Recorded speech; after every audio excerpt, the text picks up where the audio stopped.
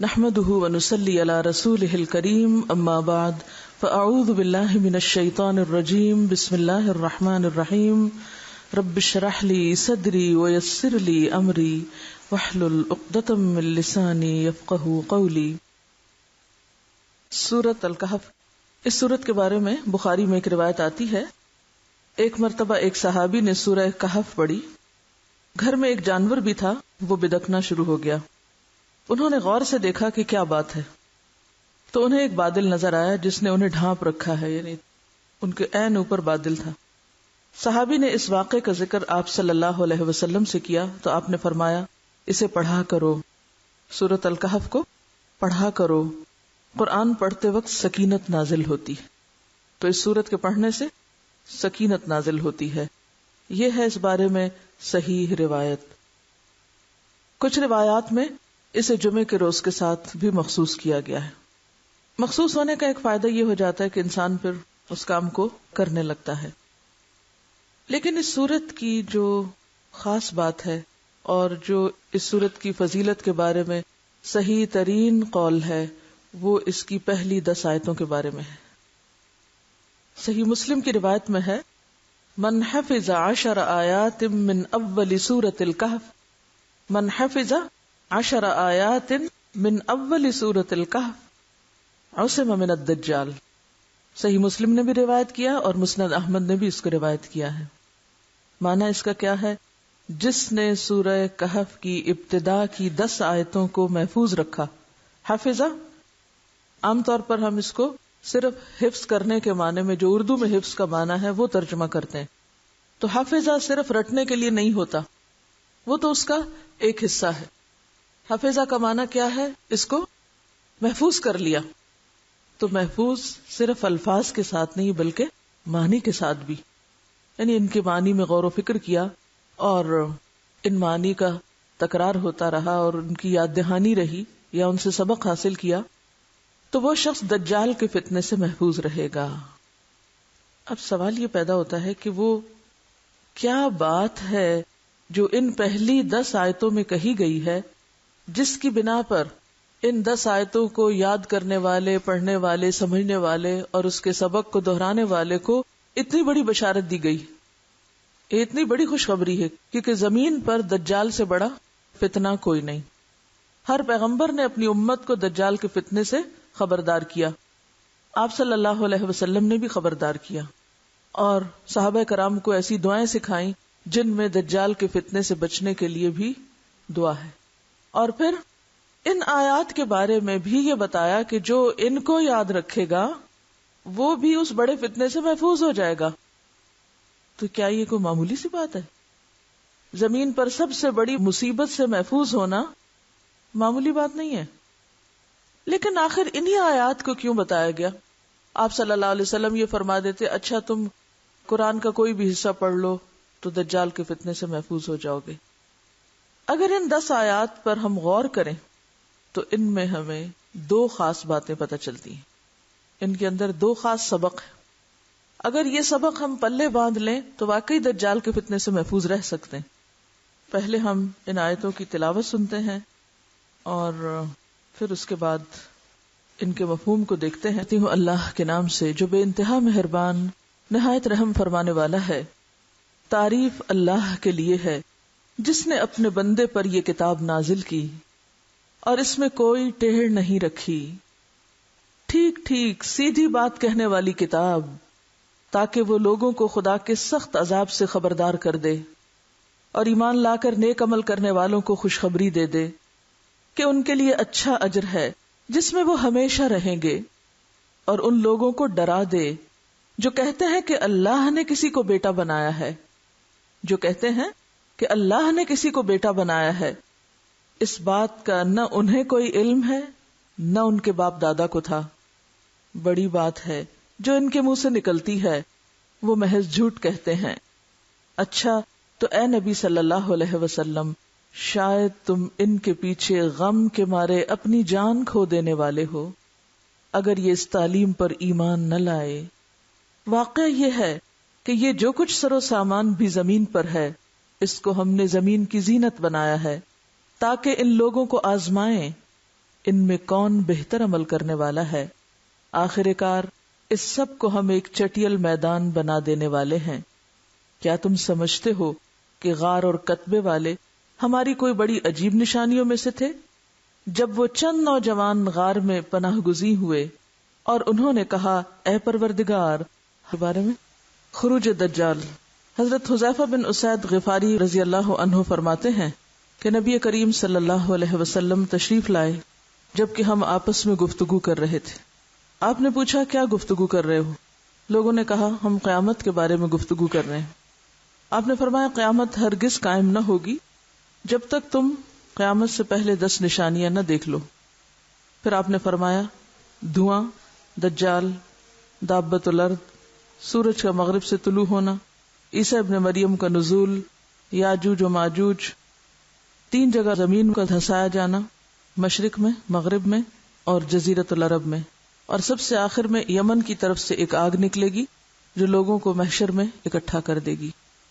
مسیح دجال تمام دجالوں اور کذابوں کا سردار ہوگا۔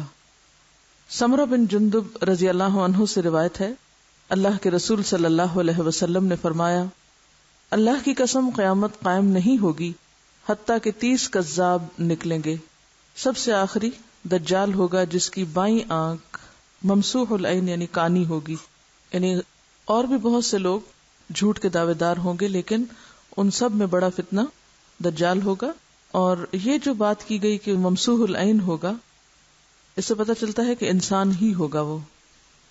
حضرت عمران بن حسین فرماتے ہیں کہ میں نے اللہ کے رسول سے سنا کہ پیدائش آدم سے قیامت تک دجال سے بڑا کوئی فتنہ نہیں۔ مسلم کی روایت ہے۔ پھر یہ کہ دجال بہت غصے کے ساتھ نکلے گا جب لوگوں کے سامنے آئے گا۔ ابن عمر ابن سیاد سے مدینے کے کسی راستے میں ملے تو اسے کوئی ایسی بات کہہ بیٹھے کہ وہ غضبناک ہو کر پھول گیا، حتیٰ کہ پوری گلی کو پھول کر بھر دیا، یعنی ہر طرف غصے کا اظہار کرنا شروع کر دیا اس نے۔ تو وہ حضرت حفصہ کے پاس گئے۔ کون تھی وہ؟ ان کی بہن۔ حضرت حفصہ کو ان کے آنے سے پہلے ہی خبر پہنچ چکی تھی کہ کیا ہوا ہے، کہ ایک بات ابن عمر نے جو کہی ہے اس سے ریاکشن کیا ہوا ہے ابن سیاد کا۔ وہ کہنے لگی اللہ تم پہ رحم کرے، تمہیں ابن سیاد سے کیا غرض، تم نے یہ کیوں کیا؟ کہنے لگے کیا تم نہیں جانتے کہ اللہ کے رسول نے فرمایا تھا صلی اللہ علیہ وسلم کہ وہ کسی غصے کی وجہ سے نکلے گا، یعنی دجال، اور شاید یہ ابن سیاد ہی دجال ہو۔ اس سے یہ پتہ چلتا ہے کہ صحابہ کرام کو جب آپ صلی اللہ علیہ وسلم نے دجال کے فتنے سے خبردار کیا تو وہ یہ نہیں سمجھتے تھے کہ وہ کبھی آئے گا تو آئے گا۔ آپ کے جانے کے بعد وہ اس بات سے ڈرتے تھے کہ معلوم نہیں کہ ہماری زندگی کے اندر ہی نہ آ جائے، یعنی اتنا زیادہ اس کے بارے میں فکر مند تھے۔ اب آپ دیکھیے کہ صرف کہنا مقصود یہ ہے کہ جو بھی احادیث جو آپ صلی اللہ علیہ وسلم کے الفاظ ہیں آپ کے سامنے ہیں، ان سے کیا ہم ایسی کچھ تعویلات کر سکتے ہیں کہ وہ انسان نہیں ہوگا اور ٹیلی ویژن ہوگا یا کوئی اور مشین ہوگی؟ مشین تو بحث چیز ہے، اس میں کوئی غصہ کہاں اور اس کا نکلنا کہاں۔ ٹیلی ویژن کو تو آپ لا کے جہاں چاہے رکھ دیں۔ تو ان احادیث کو سن کر جو پکچر آپ کے ذہن میں بنے گی وہ اپنی جگہ، لیکن یہ جو مختلف تعویلوں سے اس فتنے کی جو شدت ہے اس کو کم کر دیا گیا، اس کا تدارک بھی بہت ضروری ہے۔ اور کبھی بھی دین کی وضاحت کرتے ہوئے خود ساختہ اپنی عقل پر مبنی اور صرف وہم و گمان یا خیال پر مبنی وضاحتیں جو ہیں درست نہیں۔ اگر نہ بھی سمجھ آئے تو جیسی بات ہے ویسی پہنچا دینی چاہیے۔ اگر صحابہ کرام اصل بات پہنچانے کی بجائے اپنی من پسند تفسیریں پہنچاتے تو آج ہو سکتا ہے ان میں سے کوئی بھی ہماری سمجھ میں نہ آتی، کیونکہ اللہ کی بات تو سچی ہے۔ نبی صلی اللہ علیہ وسلم پر جو کچھ بذریعہ وحی آیا اس میں کوئی کنٹرڈکشن نہیں۔ بعض چیزیں ہمیں آج سمجھ آتی ہیں، بعض کل کے لوگوں کو آئیں گی، تو جو بات جتنی سمجھ آتی ہے ٹھیک ہے، جو نہیں آتی چونکہ یہ آخری زمانے کے بارے میں ہے، معلوم نہیں ابھی کتنا اور وقت ہے، یہ اللہ ہی بہتر جانتا ہے، لیکن بلا وجہ تعویلات نہیں کرنی چاہیے۔ حضرت عبداللہ بن عمر سے مروی ہے کہ اللہ کے رسول صلی اللہ علیہ وسلم نے ارشاد فرمایا، میں سویا ہوا یعنی خواب میں کعبہ کا طواف کر رہا تھا کہ ایک صاحب جو گندم گوں تھے یعنی گندمی رنگ والے تھے اور ان کے سر کے بال سیدھے تھے، اسٹریٹ ہیئر، گویا ان سے پانی ٹپک رہا ہے۔ ان پر میری نظر پڑی، میں نے پوچھا یہ کون ہے؟ لوگوں نے بتایا کہ یہ عیسیٰ ابن مریم ہے۔ پھر میں نے پلٹ کر دیکھا تو ایک موٹے شخص پر نظر پڑی جو سرخ رنگت تھا، بال اس کے گھنگریالے تھے، ایک آنکھ سے کانا تھا، گویا اس کی آنکھ انگور کی طرح ابھری ہوئی تھی، انگور کے دانے کی طرح، یعنی رنگ بھی تقریباً وہی، اور اس سے نظر نہیں اس کو آتا صحیح۔ لوگوں نے بتایا کہ یہ دجال ہے۔ آپ نے یہ بھی بتایا کہ اس کی صورت عبد العزیٰ بن قطن سے بہت ملتی تھی. یہ بنو خزاعہ کا ایک شخص تھا جو عہد جاہلیت میں ہی فوت ہو گیا تھا، یعنی اس دور میں موجود نہیں تھا، لیکن آپ نے اس سے تشبیہ دی اس کو. اسی طرح بخاری کی ایک روایت ہے، حضرت انس سے مروی ہے، نبی کریم صلی اللہ علیہ وسلم نے فرمایا، ہر نبی نے اپنی امت کو کانے اور جھوٹے دجال سے ڈرایا ہے. خبردار وہ کانا ہے، حالانکہ تمہارا رب کانا نہیں. اس دجال کی آنکھوں کے درمیان کافر لکھا ہوگا، کافرے. ایک روایت میں آتا ہے، میں تمہیں ایسی بات بتاتا ہوں جو دوسرے انبیاء نے نہیں بتائی، کہ وہ دجال کانا ہوگا جبکہ تمہارا رب کانا نہیں. کیونکہ وہ خود کو خدا ہونے کا دعویٰ کرے گا نا، اس وجہ سے یہ بتایا جا رہا ہے کہ رب کانا نہیں، جبکہ وہ کانا ہوگا تو وہ خدا تو نہیں ہو سکتا، رب تو نہیں ہو سکتا. حضرت انس بن مالک سے مروی ہے کہ اللہ کے رسول صلی اللہ علیہ وسلم نے ارشاد فرمایا، دجال کانا ہے، اس کی آنکھوں کے درمیان کافر لکھا ہوگا. پس آپ نے ہجے کر کے بتایا، کافرے، جسے ہر مسلمان پڑھ سکے گا، یعنی ایسا نشان ہوگا اس کی پیشانی پر کہ جس سے کافرے واضح طور پر نظر بھی آئے گا. ایک اور روایت میں ہے کہ اسے ہر مسلمان پڑھ سکے گا، خواہ وہ پڑھا لکھا ہو یا ان پڑھ ہو، تو اپنے ایمان کی وجہ سے اس تحریر کو پہچان لے گا. اسی طرح بخاری کی ایک اور روایت ہے ابن عمر سے، آپ نے فرمایا، دجال کی دائیں آنکھ کانی اور انگور کے دانے کی طرح ابھری ہوئی ہوگی. ابن عباس فرماتے ہیں، نبی صلی اللہ علیہ وسلم سے دجال کے بارے میں پوچھا گیا تو آپ نے فرمایا، اس کا رنگ انتہائی سفید، جسم بہت بڑا، آنکھ چمکدار ستارے کی طرح کھڑی، اور سر کے بال درخت کی ہری شاخوں کی مانند ہے. ایک روایت میں آتا ہے، دجال کی آنکھ شیشے کی طرح سبزی مائل ہے، یعنی گرینش آئی ہوگی اور چمکدار بھی ہوگی. اسی طرح بالوں کے شیڈ کا بھی ایسے ہی پتہ چل رہا ہے کہ سر کے بال درخت کی ہری شاخوں کی مانند، یا تو چمکدار، ہری شاخیں عام طور پہ لش گرین جو ہوتی ہے اس میں چمک ہوتی، یا پھر رنگ ہی ان کا ہرا ہوگا. اس حدیث کی بھی اسناد صحیح ہے اور مسند احمد نے اس کو روایت کیا ہے. ایک اور حدیث میں آتا ہے، آپ صلی اللہ علیہ وسلم نے فرمایا، دجال بائیں آنکھ سے کانا ہوگا، گھنے بالوں والا ہوگا، اس کے ساتھ جنت اور آگ ہوگی، اس کی آگ جنت ہے اور اس کی جنت آگ ہے. نبی صلی اللہ علیہ وسلم نے فرمایا کہ دجال کانا اور انتہائی سفید اور چمکدار رنگ کا ہوگا، اس کا سر افا سانپ جیسا، یعنی سانپ جیسا ہوگا. وہ لوگوں میں عبد العزیٰ بن قطن کے ساتھ زیادہ مشابہت رکھتا ہوگا. حضرت سفینہ جو اللہ کے رسول صلی اللہ علیہ وسلم کے غلام تھے، سامان بردار تھے، وہ بیان کرتے ہیں، اللہ کے رسول صلی اللہ علیہ وسلم نے ارشاد فرمایا، دجال بائیں آنکھ سے کانا ہوگا، دائیں آنکھ گوشت کے ٹکڑے کی طرح ابھری ہوئی ہوگی، عیبدار ہوگی، جبکہ اس کی دونوں آنکھوں کے درمیان کافر تحریر ہوگا. حضرت ہشام بن عامر سے مروی ہے کہ اللہ کے رسول صلی اللہ علیہ وسلم نے فرمایا، دجال کا سر پچھلی جانب سے گنجا گنجا سا ہوگا. جس نے کہا کہ تو میرا رب ہے وہ تو فتنے میں مبتلا ہوا، اور جس نے کہا کہ تو جھوٹا ہے، میرا رب تو اللہ ہے جس پر میں بھروسہ کرتا ہوں، تو وہ اس کو کچھ نقصان نہ دے سکے گا، لیکن اس کا ہیبت اور خوف اتنا ہوگا کہ لوگ اس کے کہے بغیر ہی اس کو رب ماننا شروع کر دیں گے. نبی صلی اللہ علیہ وسلم نے فرمایا، میں نے تمہیں دجال کے بارے میں خبر دی ہے اور مجھے خدشہ ہے کہ تم اسے پہچان نہ سکو گے.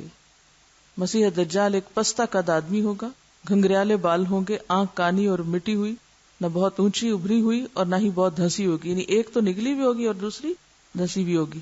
بہت زیادہ دھنسی بھی نہیں، لیکن ممسوح العین ہوگا، کانی ہوگی. پھر بھی اگر تمہیں اس کے بارے میں شک و شبہ ہو تو خوب جان رکھو کہ تمہارا رب کانا نہیں ہے، کیونکہ وہ خدائی کا جو دعویٰ کرے گا.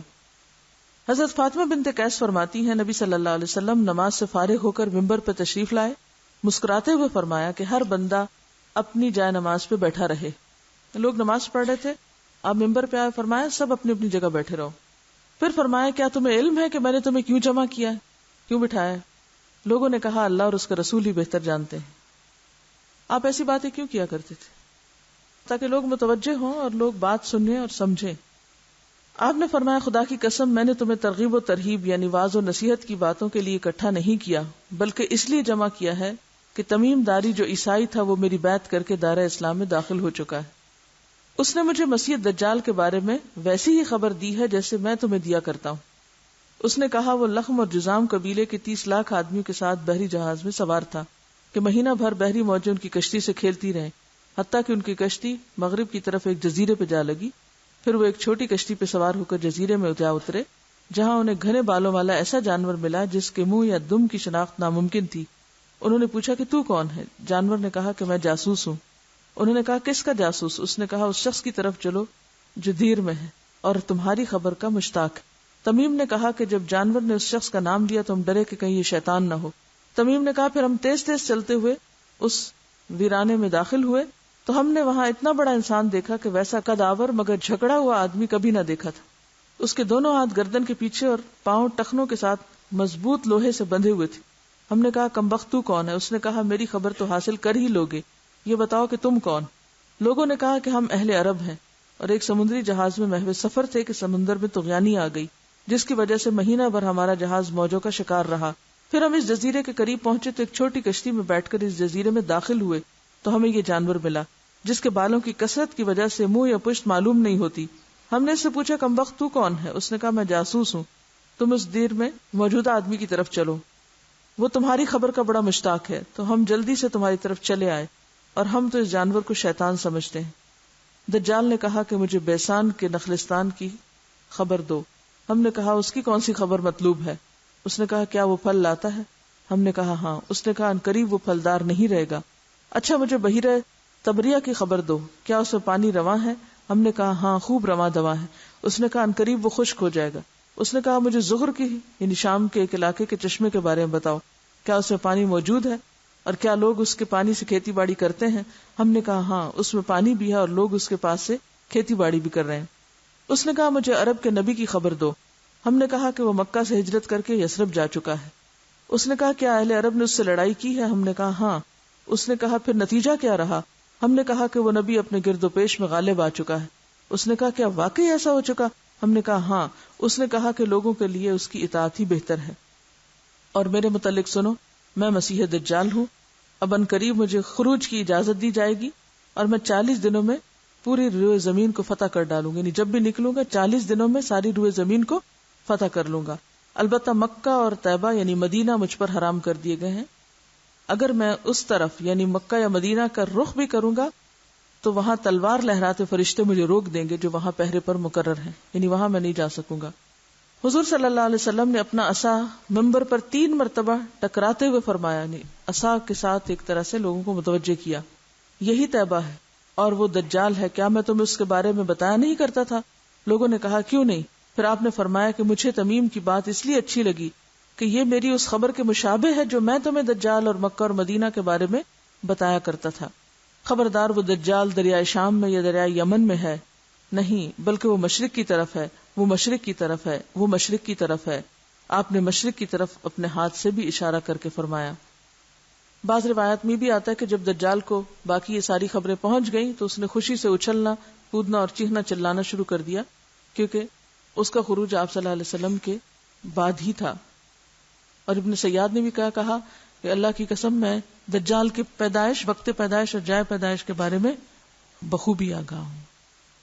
ایک صبح نبی کریم صلی اللہ علیہ وسلم نے دجال کا تذکرہ کیا تو اسے حقیر اور اس کے فتنے کو عظیم کہا کہ دجال خود تو کیا ہے حقیر، لیکن اس کا فتنہ کیا ہے بہت بڑا ہے۔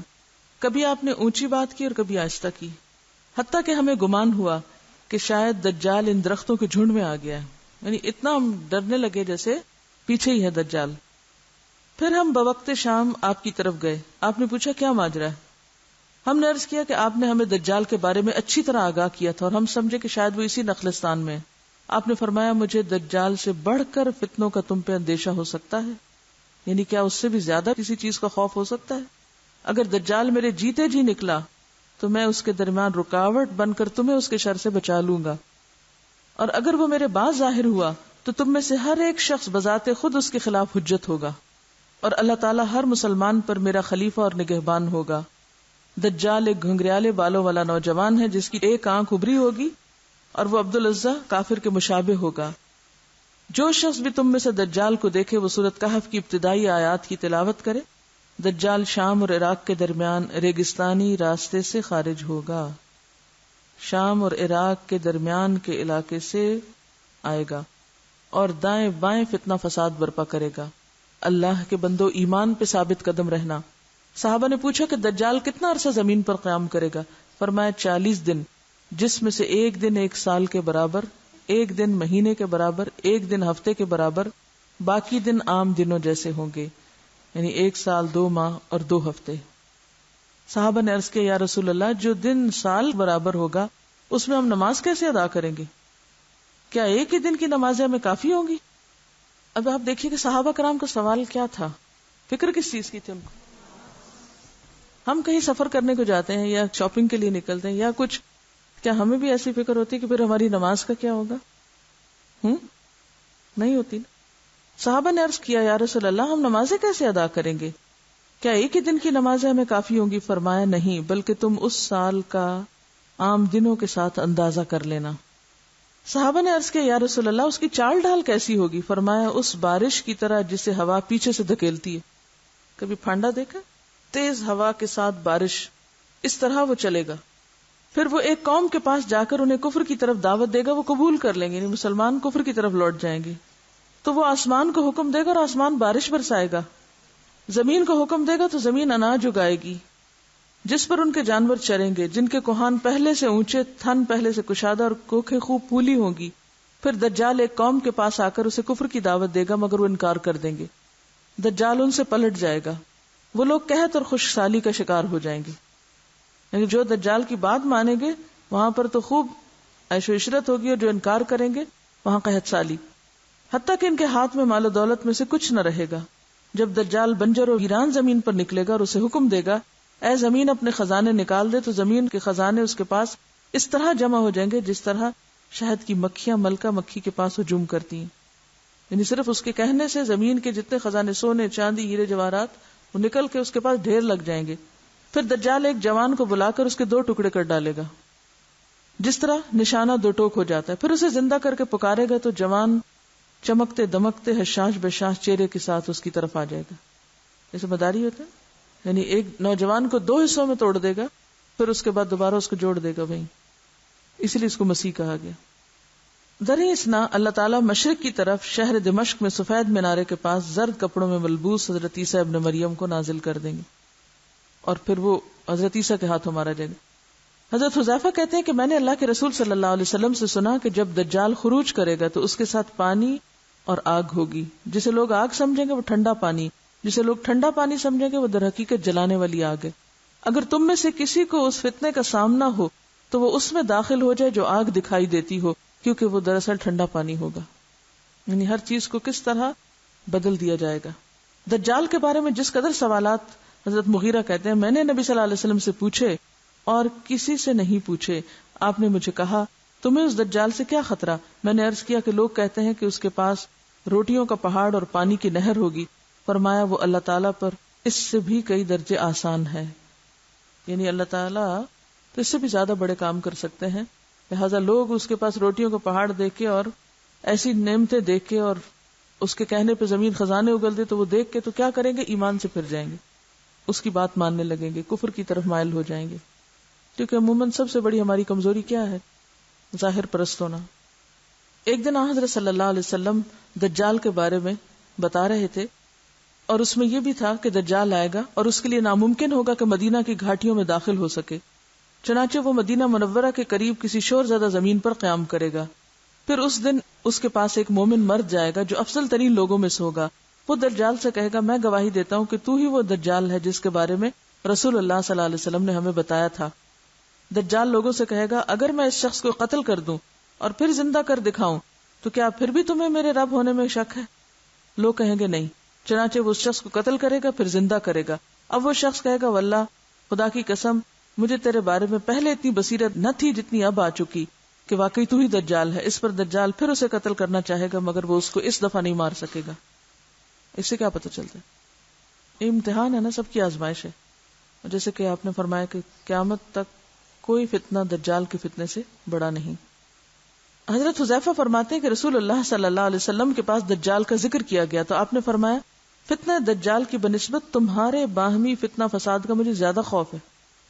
یعنی اگرچہ قیامت تک کوئی اس سے بڑا فتنہ نہیں، لیکن مسلمانوں کی باہم لڑائی دجال کے فتنے سے بھی زیادہ بڑی.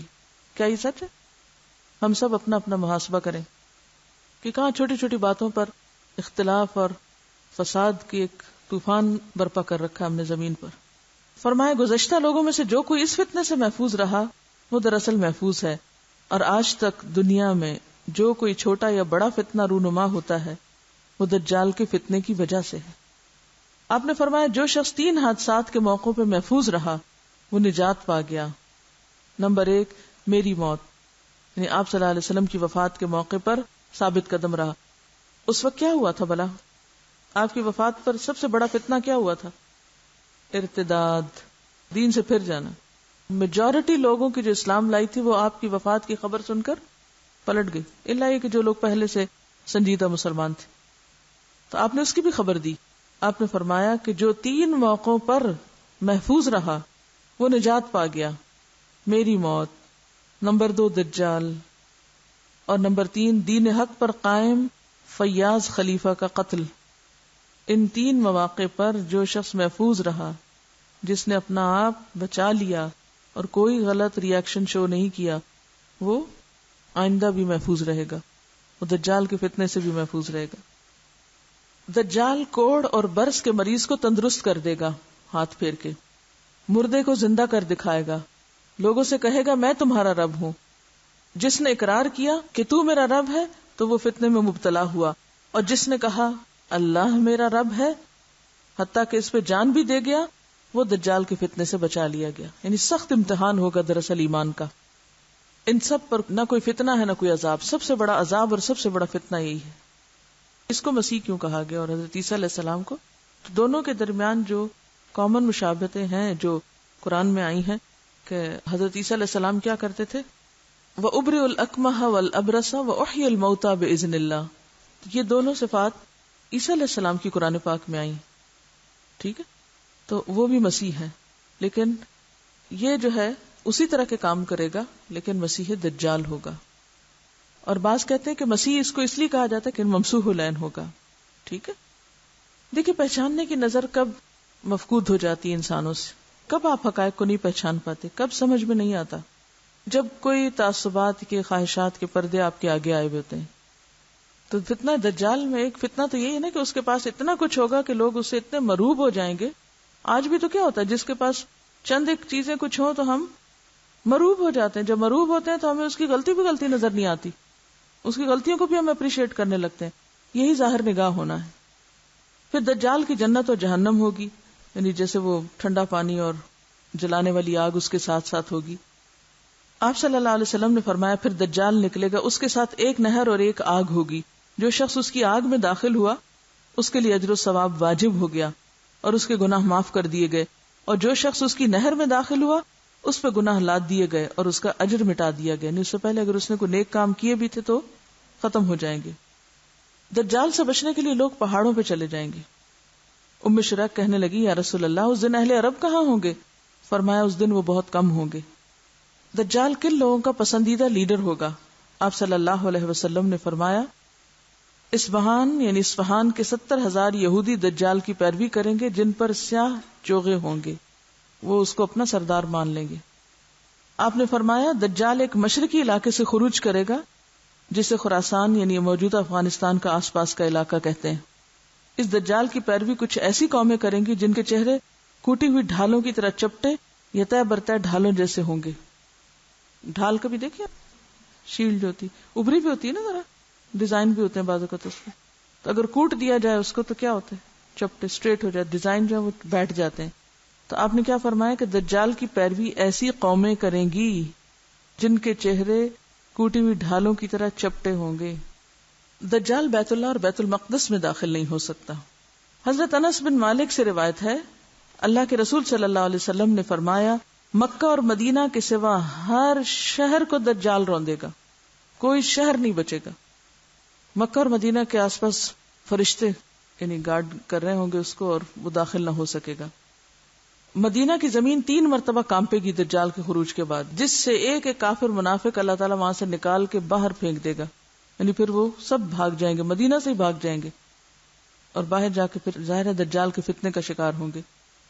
اللہ کے رسول صلی اللہ علیہ وسلم نے فرمایا دجال مرقنات مدینہ کے قریب ایک وادی ہے، اس کی دلدلی زمین پر پڑاؤ کرے گا تو سب سے زیادہ عورتیں اس کی طرف نکلیں گی، یہاں تک کہ آدمی اپنی بیوی، ماں، بہن، بیٹی، چچی، پھپھی وغیرہ کے پاس جائے گا اور انہیں رسیوں سے باندھے گا کہ مبادہ وہ دجال سے نہ جا ملے۔ ضعیف الاعتقاد ہوتی ہے نا عورتیں، دجال خدائی کا دعویٰ کرے گا. اسی لیے پیچھے والی حدیثوں میں آتا ہے کہ رب کانا نہیں، رب ایسا نہیں، رب ایسا نہیں. دجال اور اس کا لشکر ہلاک ہو جائے گا. آپ صلی اللہ علیہ وسلم نے فرمایا تم مسلمان اہل عرب سے لڑو گے، اللہ تعالیٰ تمہیں فتح سے نوازیں گے. پھر تم فارس ایران سے لڑو گے، اللہ تعالیٰ تمہیں فتح عطا فرمائیں گے. پھر اہل روم سے لڑو گے، اللہ تعالیٰ تمہیں فتح عطا کریں گے. حضرت عمر کے زمانے میں مکمل ہو گیا تھا. پھر تم دجال سے لڑو گے، اللہ تعالیٰ تمہیں اس پر بھی فتح عطا فرمائیں گے. اللہ کے رسول صلی اللہ علیہ وسلم نے فرمایا معراج کی رات میری ملاقات حضرت ابراہیم، موسیٰ اور عیسیٰ علیہ السلام سے ہوئی تو قیامت کی بات چل نکلی. سب نے حضرت ابراہیم کی طرف معاملہ کر دیا تو انہوں نے کہا مجھے اس کا علم نہیں. پھر بات موسیٰ تک پہنچی، انہوں نے بلا علمی کا مظاہرہ کیا. پھر عیسیٰ علیہ السلام پہ بات پہنچی، انہوں نے کہا کہ قیامت کے وقوع کا حتمی علم اللہ کے سوا ہم میں سے کسی کو نہیں. البتہ اللہ تعالیٰ نے جو میرے ساتھ دنیا میں دوبارہ بھیجنے کا وعدہ فرمایا ہے وہ یہ ہے کہ دجال نکلے گا اور میرے پاس 2 چھڑیاں ہوں گی. تو جب وہ مجھے دیکھے گا تو اس طرح پگھلے گا جیسے سیسا پگھلتا ہے، یعنی میلٹ ہو جائے گا. اللہ تعالیٰ اسے ہلاک فرما دیں گے، یہاں تک کہ شجر و حجر پکار اٹھیں گے کہ میرے پیچھے کافر ہے، ادھر آؤ، اسے مار ڈالو. اس طرح اللہ ان سب کو ہلاک کر دیں گے. اور یہ جو دجال کو تلاش کریں گے عیسیٰ علیہ السلام اور ماریں گے تو یہ لد کے مقام پر ہوگا. فلسطین میں ایک جگہ کا نام ہے لد، آج کل وہاں ایئرپورٹ بن گیا ہے. فتنہ دجال کی لپیٹ میں آنے والے سب سے زیادہ یہودی ہوں گے، پھر اجمی، ترکی، جاہل گمار عورتیں، سب منافق کافر. یہ لوگ فتنے کا شکار زیادہ ہوں گے. دجال سے بچاؤ کے طریقے. پہلی بات یہ کہ اس کا انکار. پھر سورۃ الکہف کی ابتدائی 10 آیات ان کو حفظ کر لینا چاہیے. کوشش کریں دن کے کسی ایک نماز میں پڑھ لیں. اور فرمایا جو شخص تم میں سے دجال کا سامنا کرے وہ سورۃ الکہف کی ابتدائی آیات پڑھ لے. ایک اور جگہ فرمایا جس نے یہ 10 آیات تلاوت کی وہ دجال کے فتنے سے بچا لیا گیا. ایک اور روایت سے یہ بھی پتہ چلتا ہے کہ جس نے سورۃ الکہف کی کوئی بھی 10 آیات یاد کر لی، پہلی یا آخری یا بیچ کی، تو وہ محفوظ ہو گیا. اب سوال یہ پیدا ہوتا ہے کہ ایک روایت میں آتا ہے پہلی 10، دوسری میں آتا ہے آخری 10، پھر آتا ہے کوئی بھی 10. اس سے کیا مسئلہ پتہ چلتا ہے؟ کہ قرآن سارے کا سارا ہی ایک طرح سے کیا ہے؟ شفا ہے. یہ جو عام طور پر ہم مخصوص آیتوں کو محدود کر لیتے ہیں یہ بس لوگوں کے اپنے اپنے تجربے ہیں، لیکن کسی دوسرے کو اس کا پابند نہیں بنایا جا سکتا. اور اگر اس کا نام لیا بھی گیا یا پہلی 10 آیتیں یا آخری، تو اس میں اصل میں دیکھنا یہ چاہیے کہ مطلب کیا ان آیتوں کا، کس کانٹیکس میں بات ہو رہی ہے. دولت فتنہ ہے، حکومت فتنہ ہے، علم فتنہ ہے، تو مختلف فتنوں سے بچنے کی بات ہے. سورت کا کہیں سے بھی 10 آیتیں اٹھائیں گے تو فتنے سے بچنے کی تعلیم مل جائے گی آپ کو، اسپیشلی پہلی 10 جو ہے. تو اگر دجال کے فتنے سے بچنے کے لیے آپ صلی اللہ علیہ وسلم نے اس کو عام کر دیا کہ کوئی بھی 10 آیتیں لے لو، تو پھر کہاں سے جواز ملتا ہے کہ کوئی ایک ہی آیت لے کے اسی کے اندر یہ سمجھو کہ اسی سے ہی مسئلہ حل ہونا ہے اور اسی کو ہی بار بار پڑھو. دیکھیے کہ کیا ایسا نہیں ہوتا کہ آپ کے ذہن میں کوئی سوال ہوتا ہے، کوئی پریشانی ہوتی ہے، آپ قرآن کہیں سے بھی کھولتے ہیں اور تھوڑی دیر پڑھتے ہیں تو آپ کو وہیں سے جواب آنا شروع ہو جاتا ہے. یہ نہیں ہوتا کہ اسی خاص جگہ سے کہیں سے بھی آپ کو، قرآن پورے کا پورا شفا ہے. ٹھیک ہے، وَنُنَزِّلُ مِنَ الْقُرْآنِ مَا هُوَ شِفَاءٌ وَرَحْمَةٌ. اور سورۃ الفاتحہ کو خاص طور پر شفا کا. اگر معوذتین وہ صورتیں ہیں کہ جو آپ صلی اللہ علیہ وسلم اپنی بیماری کے موقع پر خود پہ پڑھ کے تو ہاتھ پھیرا کرتے تھے. ایک روایت میں آتا ہے دجال کہے گا میں تمہارا رب ہوں، اور جس نے کہا تو ہمارا رب نہیں، ہمارا رب تو اللہ ہے اور اسی پہ ہم توکل اور بھروسہ کرتے ہیں اور تیرے شر سے اللہ کی پناہ مانگتے ہیں، اس شخص پر دجال کا زور یا اس کا فتنہ اثر نہیں کرے گا. تو اصل ضرورت کس بات کی ہے پھر؟ کیا کرنے کی؟ ایمان درست کرنے کی. اور سچے اور مخلص مسلمان کو دجال کوئی نقصان نہ دے سکے گا. اللہ کے رسول صلی اللہ علیہ وسلم نے فرمایا جس شخص نے دجال کی ربوبیت سے انکار کیا، اس سے کہا کہ تو جھوٹا ہے، میرا رب تو اللہ ہے جس پر میں توکل کرتا ہوں، تو دجال اسے کچھ نقصان نہ دے سکے گا. نبی صلی اللہ علیہ وسلم اپنی نماز میں دجال کے فتنے سے پناہ مانگا کرتے تھے. اللہم انی اعوذ بک من عذاب القبر واعوذ بک من فتنۃ المسیح الدجال. پھر اسی طرح ایک اور جگہ پر آتا ہے، حضرت ابو ہریرہ فرماتے ہیں کہ اللہ کے رسول صلی اللہ علیہ وسلم نے فرمایا جب تم آخری تشہد پڑھ کر فارغ ہو جاؤ تو 4 چیزوں سے اللہ کی پناہ مانگو: قبر کے عذاب سے، جہنم کے عذاب سے، زندگی موت کے فتنوں سے، اور مسیح دجال کے شر سے. تو اصل چیز کیا ہے پھر کرنے کی؟ 3 کام پتہ چل رہے ہیں. کون کون سے؟ سب سے پہلے تھی کہ اس کا انکار کرنا. انکار کون کرے گا؟ جو پہچانتا ہوگا. پھر سورۃ الکہف کی ابتدائی 10 آیات اور مسیح دجال کے شر سے اللہ کی پناہ مانگو. یہ مختصر سی نشانیاں آپ کو بتا دی گئی ہیں. ہر پیغمبر نے اپنی قوم کو دجال کے فتنے سے خبردار کیا. آپ صلی اللہ علیہ وسلم نے بھی کیا، اور آپ نے ساری تعلیمات ہمارے لیے چھوڑی. ضرورت اس بات کی کہ ہم ان کو ضرور ایک دفعہ پڑھ لیں اور اپنے بچوں کو بھی اس کی تعلیم دے دیں. اصل میں عام لوگوں کی ہماری مشکل یہ ہے کہ وہ خود تو کچھ پڑھتے نہیں، نہ مائنڈ کریٹیکل ہے، جو کچھ کہہ دے بس آنکھیں بند کر کے اس کو مان لیتے ہیں. دین دنیا دونوں میں ہم اس لیے پیچھے ہیں کہ ہم نے اپنی آنکھ نہیں کھولی ابھی تک، خود سے دیکھنا نہیں شروع کیا. اسپون فیڈنگ ہو رہی، جو کھلا دے کھا لیا. خود تو کتاب کہاں پڑھیں گے، جو بتا دے سن لیا. دیکھیے ایک بات ہمیشہ یاد رکھیں، نہ ہمارے ماں باپ نے ہمارے کام آنا ہے، نہ ہماری اولاد نے ہمیں بچانا ہے، نہ ہمارے دوستوں نے ہمارے آگے کھڑے ہونا ہے، اور نہ ہی کسی اسکالر اور نہ ہی کسی استاد اور نہ ہی کسی بزرگ نے آپ کا دامن تھامنا ہے. اکیلے اپنا حساب دینا ہوگا. کام کسی نے بھی نہیں آنا. اس لیے جب انسان کو پتہ چلے نا میں اکیلا ہوں، تو اس وقت اس کا پھر طرز عمل کیا ہوتا ہے؟ اس کے سارے سینسز جاگ اٹھتے ہیں، پوری طرح جاگ اٹھتا ہے. جب پتہ ہونا یہ بھی ساتھ ہے، ہوئی جو بھی، تو دوسروں پہ ڈیپینڈ کرتا ہے. سہولت پسند ہے نا.